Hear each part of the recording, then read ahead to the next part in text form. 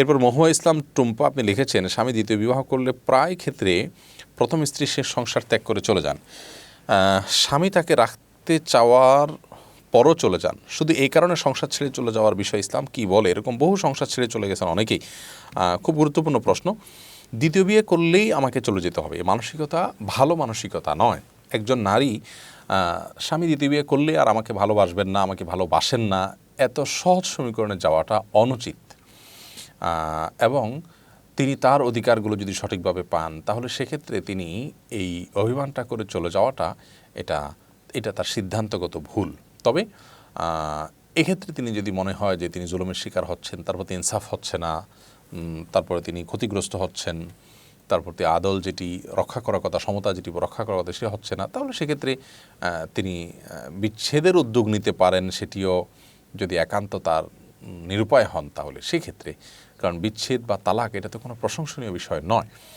আর স্বামী দ্বিতীয় বিয়ে করলে সেটা কোনো অন্যায়ও নয়, বিশেষ করে যদি দ্বিতীয় বিয়ে করার প্রয়োজন থাকে। আর প্রয়োজনীয়তাটা তো আসলে আপেক্ষিক বিষয়, তার দৃষ্টিকোণ থেকে প্রয়োজন হতে পারে যেটা আপনাদের দৃষ্টিকোণ থেকে নাও হতে পারে। এই জন্য শুধু এই কারণে সংসার ছেড়ে চলে যাওয়ার যে প্রবণতা, এটা দিনদারিতার ক্ষেত্রে দুর্বলতার প্রমাণ। বিশেষ করে তিনি যদি আদল ইনসাফ করতে পারেন, সমতা বজায় রাখতে পারেন মৌলিকভাবে, তাহলে সেক্ষেত্রে এটাকে ওয়েলকাম করার মতো মানসিকতা থাকা উচিত। কিয়ামত যত নিকটবর্তী হচ্ছে, আমাদের সামনে দিনই বিষয়গুলো নিয়ে শয়তান এমন এমন স্ট্র্যাটেজি দাঁড় করাচ্ছে যে আমাদের ইমানের উপরে, দিন এবং আমলের উপরে টিকে থাকাটা খুব চ্যালেঞ্জিং ব্যাপার হয়ে দাঁড়াচ্ছে।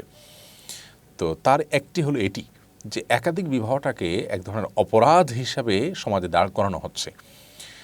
যদিও একাধিক বিবাহ করে অনেকে শুধু খায়েশ পূরণ করেন এবং সেখানে তার যে কর্তব্য মানে পূরণের বা আদায়ের ব্যাপার স্যাপার নাই, সে অনাচারগুলো আছে, কিন্তু পুরো বিষয়টাকে একটা মানে ভীতিকর একটা বিষয়, ভয়ঙ্কর একটা বিষয় হিসাবে দাঁড় করানো হয়েছে।